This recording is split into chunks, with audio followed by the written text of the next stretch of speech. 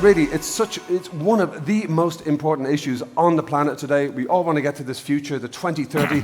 We want our children and grandchildren to enjoy. But to set the scene, I'd love to invite each of you just to introduce yourself to our esteemed colleagues here. Tell them a bit about what you do and why is it important in the context of this discussion. And we'll start with your good self, Andreas. Okay, well, I'm Andres de Leon. I'm the CEO of Hyperloop TT, Hyperloop Transportation Technologies. We are the first company that was formed to develop the Hyperloop, and we think that it's important because Hyperloop can change drastically the way we live. No? Basically, Hyperloop is a transportation method that is about sustainability, about generating more energy that we consume. It's about also financial viability, creating a system that really doesn't rely on public subsidies, and of course, improving the passenger experience. So putting all the three things together, at the end we can revolutionize and we can change drastically the way we live today. Excellent. Sounds great. I love it. And we're going to move on to your good self. Juan, talk to us a bit about what you do and why it's important in the context of this discussion. Good morning. I'm Juan Melgarejo, the president of the board of ERCOTRACS. ERCOTRACS is a Spanish company that we are developing the last mile tracks, that you know that the track that's less than 3.5 tons the capacity. And the most important thing I think that we have the solution to solve one of the biggest problems that we have in transportation with zero net emission of CO2. And one of the most important things that in transport, that is the 25 or 30% of the emissions to solve this in an industrial point of view.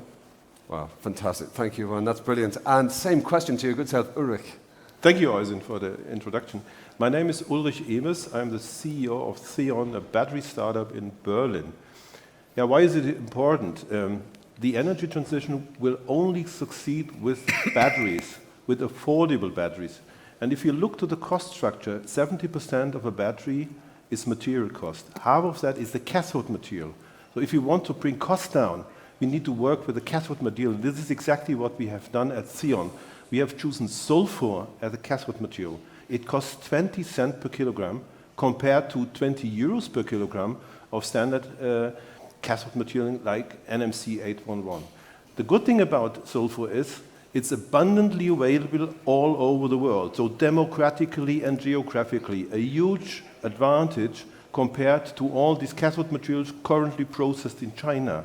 Second advantage, in sulfur we can store a very high energy, it's a very high energy density. We combine sulfur cathode with lithium for mobile application for a very high gravimetric energy density, and we combine it with sodium for stationary application, which is very, very cheap again.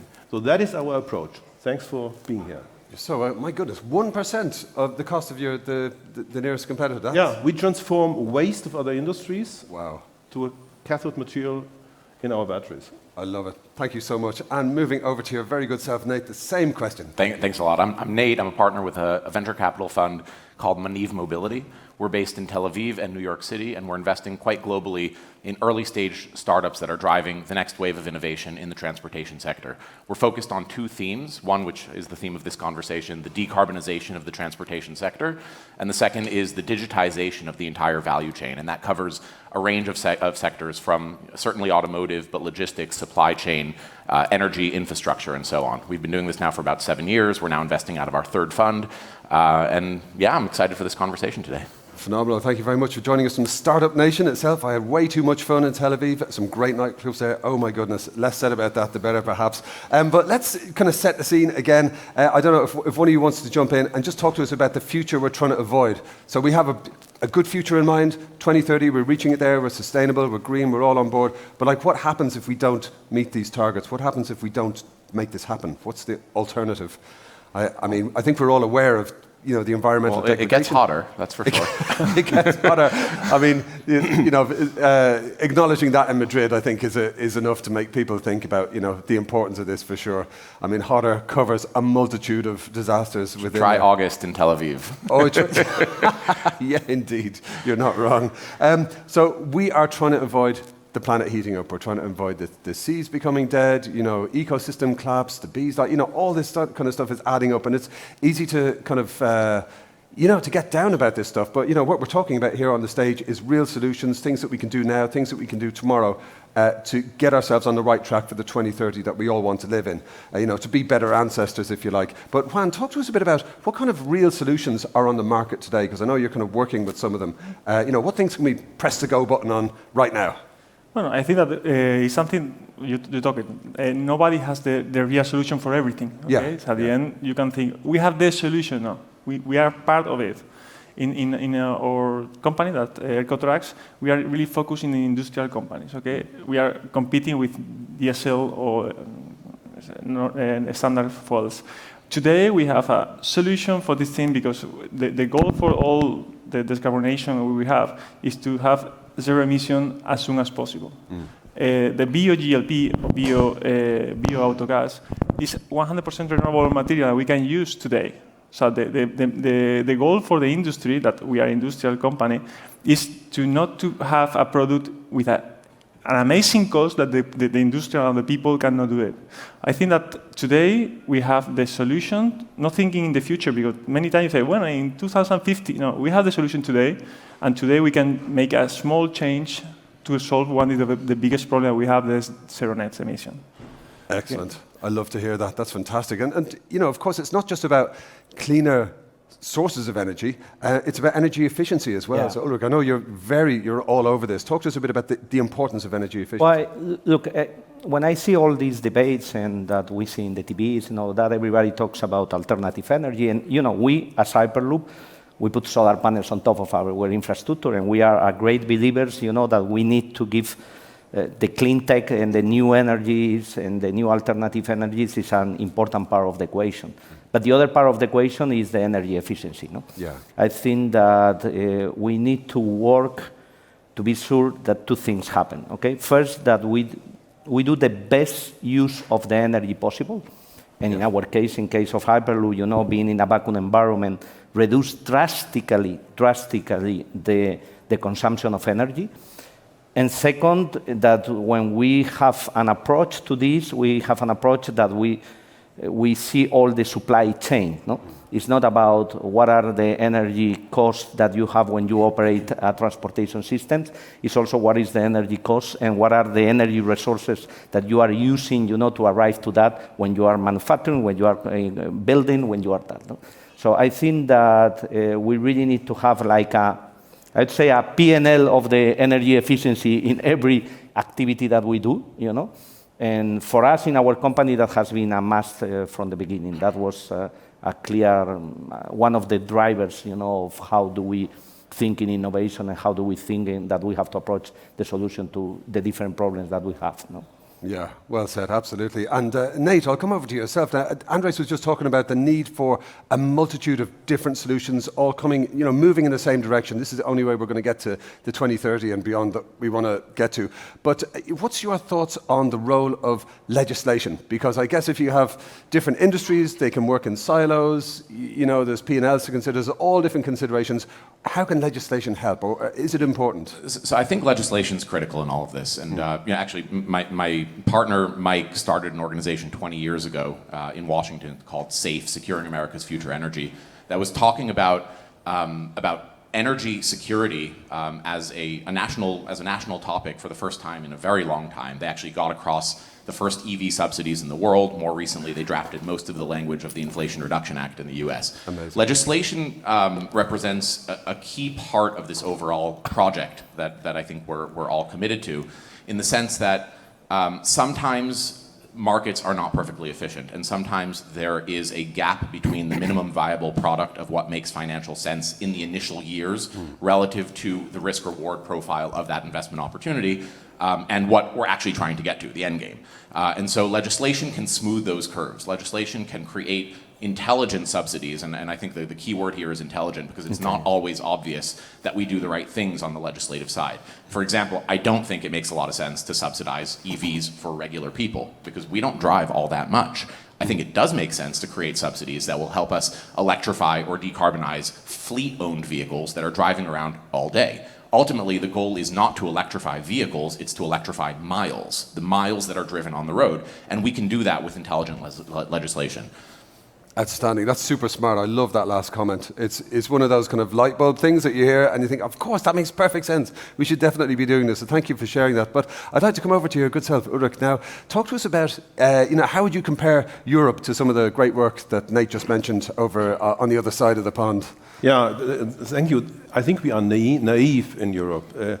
If we compare the IRA in the US with $400 billion on subsidies to go in, I think, in the right direction, and we compare that to Europe, what we are doing currently, and there is nothing comparable in terms of size. So we really need to start to think big in Europe in terms of subsidies, but do the right things, and do the right boundaries around legislation for all this project.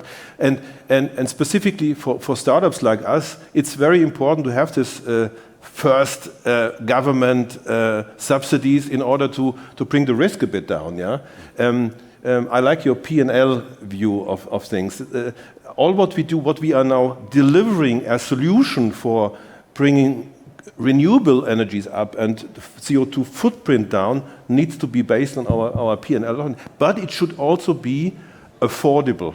Yeah. Affordable geographically around the world. It cannot be only a Western world solution. We have really to think that everyone has access to the materials, everyone has access to cheap, in our case, batteries, to cheap solutions. Otherwise, it's not possible.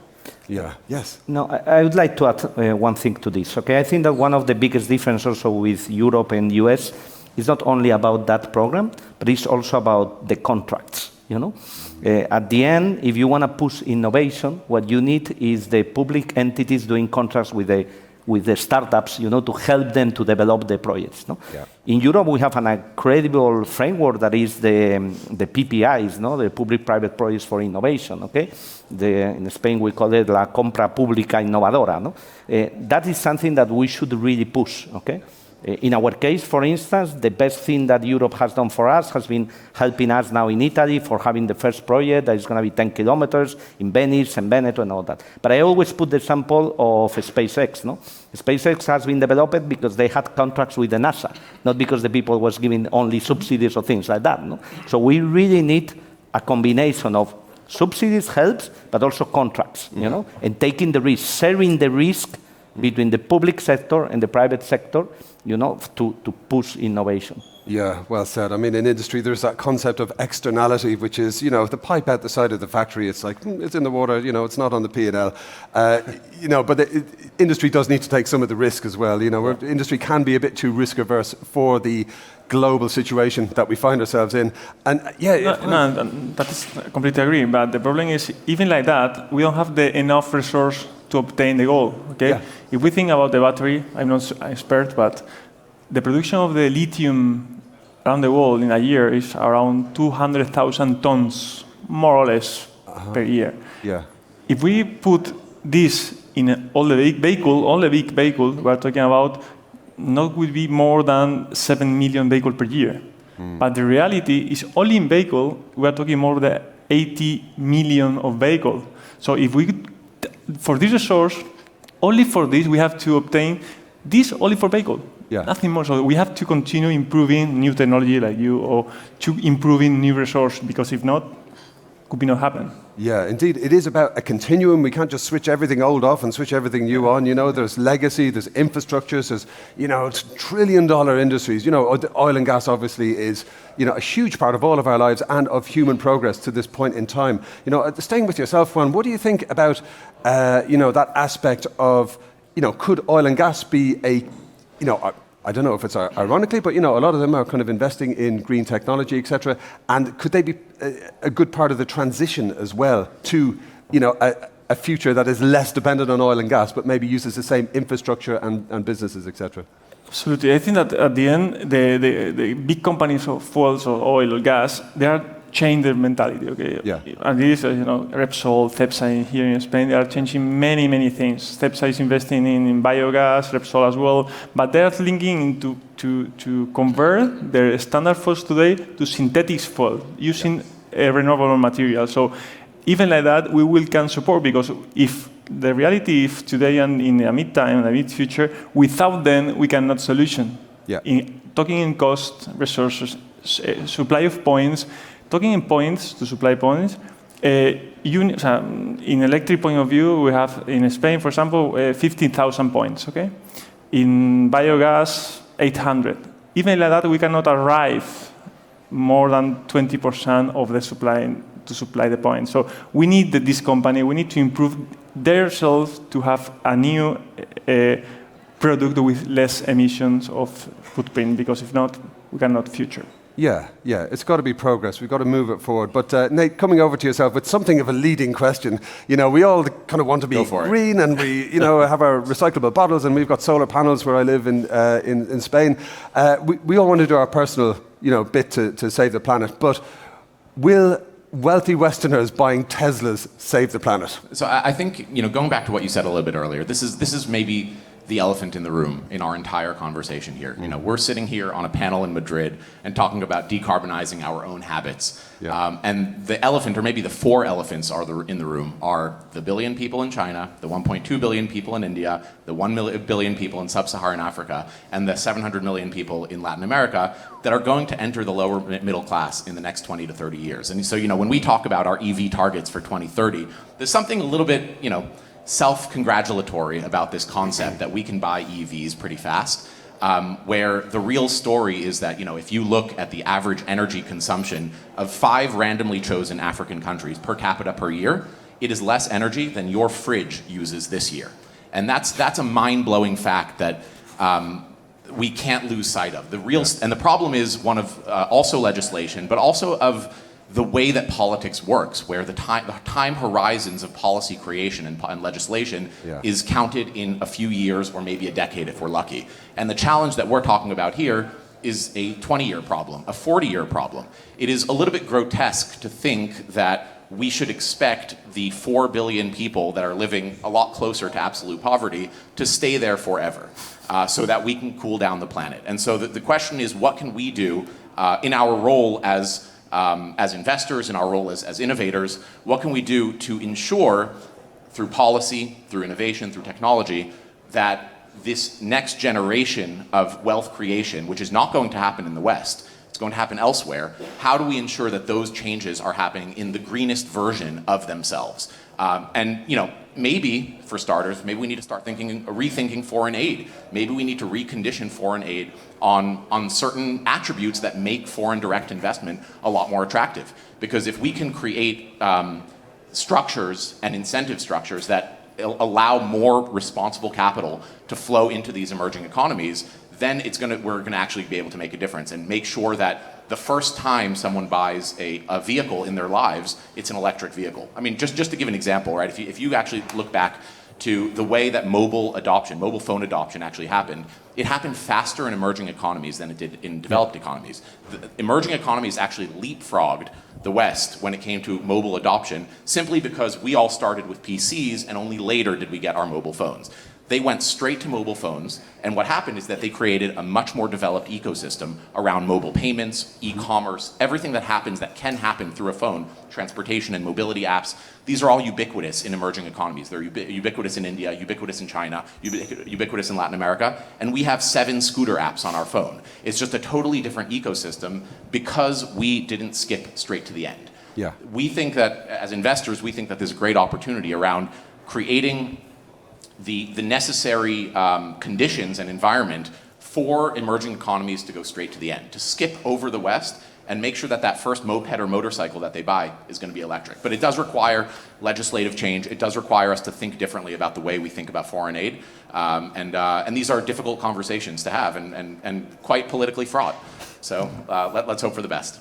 Oh, no doubt. Well said. I loved all of that. I think you're so right. There's that kind of phenomenon of in the States we would have had cord cutters. In developing nations, cord nevers. Straight to mobile, absolutely. Can we go straight to green, straight to renewables? I love that as a mission. Legislation, foreign aid, it's all part of the mix. But Ulrich, coming over to yourself, talk to us about some of the scientific, the science part of some of this. What are you seeing in your work that could maybe, parachute into this scenario where all of a sudden all of the bikes are e-bikes, all of the technology is green, renewable? What are some of the kind of scientific advantages that you think could be deployed? Before I answer that question, I would like to follow up on your statement, which I like a lot. Exactly. When we are developing as a Startman technologies, we need to choose solutions which are simple, easy to adopt, easy to produce, and not complex things, because it's great. We can have a lot of IP, yeah, we can make publications scientifically interesting. No, it needs to be accessible for the people. And for the investors, it's important that they have, beside the selection criteria, profitability and long-term investment also, that it is applicable all over the world. I think this geographical, what you said, application, it's very important. Now coming to our technology, we could develop sulfur technology within the existing production technologies, but then we would not leverage the potential we have in this material.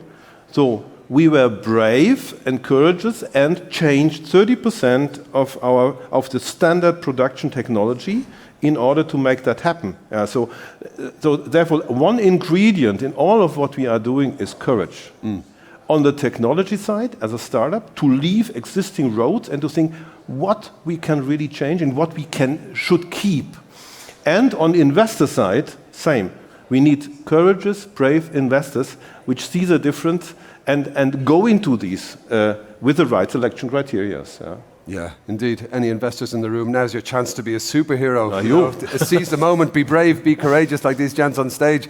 Juan, coming over to yourself now, obviously a lot of this depends on selling upwards to existing industries, existing infrastructure.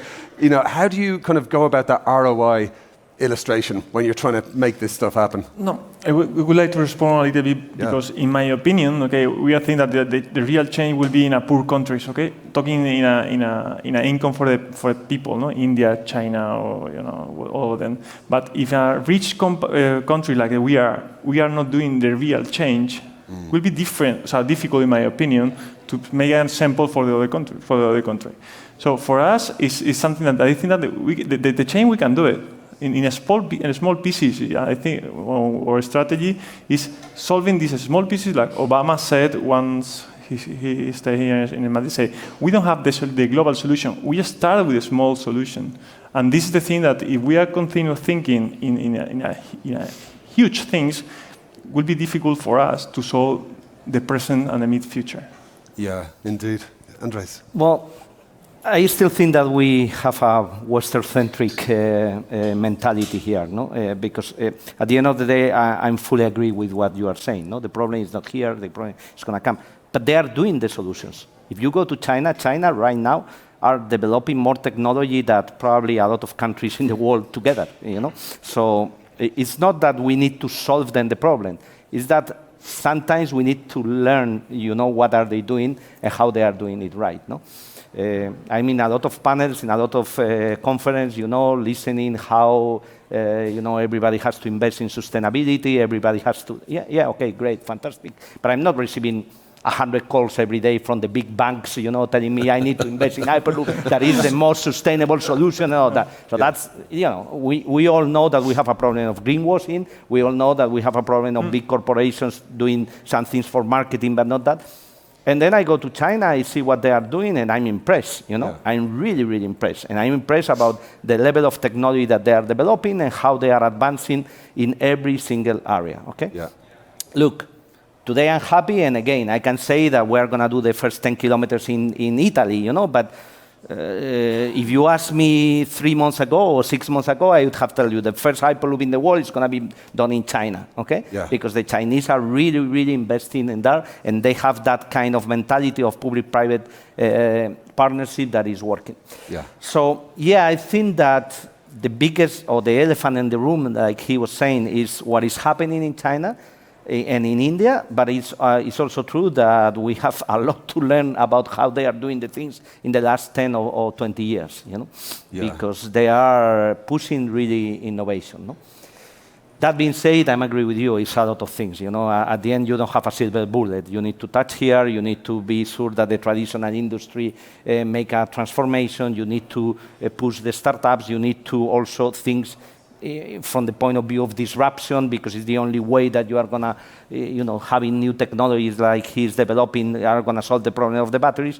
So a lot of combination of things, no? Yeah. And collaboration. At the end, for me, the most critical point is collaboration. When you put people in a room that comes from different industries, different backgrounds, and different mentalities, you have very, very good results. But we need to learn how to collaborate. And unfortunately, this commercial war that is happening right now is not helping. You know? Right. Okay, words to live by. Collaborate, it's ecosystem thinking, it's cathedral thinking, it's building the future we all want. But I'd like to come back to yourself, Nate. Now, these are, I'll invite you for closing remarks while we have some minutes on the clock. But Nate, you mentioned that while 30% of the bus fleet in China is electric, which is phenomenal, we love it, 100% of the energy is currently, correct me if I'm wrong, from fossil fuels. So there's that joined up ecosystem thinking aspect to it. And like, as you've all been saying, we need to join the dots to make the future we want. Closing remarks, we're going to start with yourself, Nate. Yeah, I mean, again, I'm just going to go back to this point because I think it's the central one. Yeah. More energy will be consumed in 30 years than today by a dramatic amount. Wow. And it's our responsibility to make sure that that energy consumed is created in the cleanest possible way. Yeah. It means we need to be open-minded about some controversial technologies like nuclear. I don't think Germany shutting down all of its reactors makes all that much sense in this environment. But we need to be open-minded. We need to be creative. We need to move fast, and the innovators will take care of the rest. Well said. Well said. Great stuff, Ulrich. What say you? Message to the government: think big. Take an example, the US. Don't be naive in Europe. Message to the investors: be brave, courageous. Message to the startups: be brave as well, and always think that it should be a solution for the whole world and not only for the Western world. Oh, well said. You can't negotiate with a hurricane, as they say. Juan, what say you? I think that the solution that we have is the final client and the people. So we have to give them the solution in an effective cost to make the change. So we will have to do something to give them the possibility to be in a better world. Yeah, well said. And Andres, you have the last word. For me, it's energy efficiency and management of the energy cycle. Yeah. For me, that's the key point. We need to think about new solutions and new ways that we manage energy, and we understand that energy is a limited resource. Yeah. And that putting in combination with what you are saying, that's the key point where we need to work. Well said. So words to live by from all four of these fantastic experts, all doing the right thing. Thank you so much for everything you're doing. My dear friends, please join me in thanking Andres, Juan, Ulrich and Nate. Thank you so much.